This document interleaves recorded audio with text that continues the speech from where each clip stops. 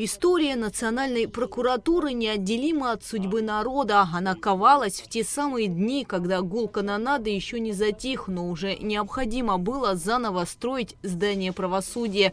Строгие мундиры, сдержанные лица. По традиции коллектив принимает поздравления в честь основания ведомства. Поздравляю всех с профессиональным праздником, с 32-й годовщиной со дня образования органов прокуратуры. Как известно, в этот день, 15 апреля в 1994 году, была учреждена прокуратура Абхазии указом первого президента Владислава Григорьевича Ардзинга.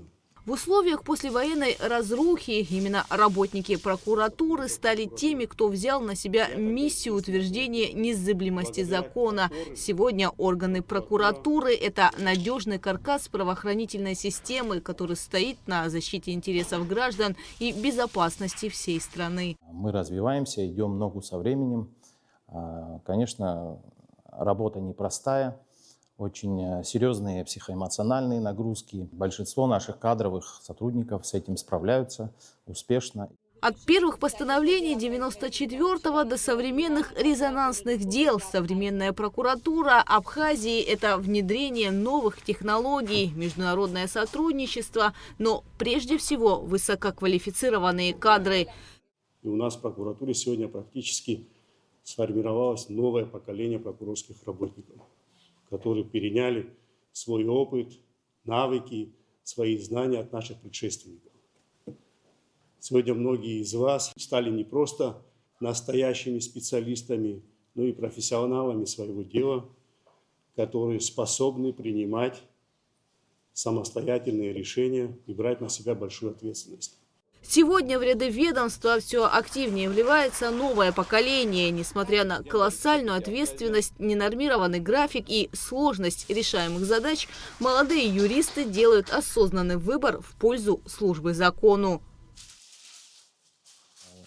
Высокая очень конкуренция в плане кадрового вопроса в прокуратуре.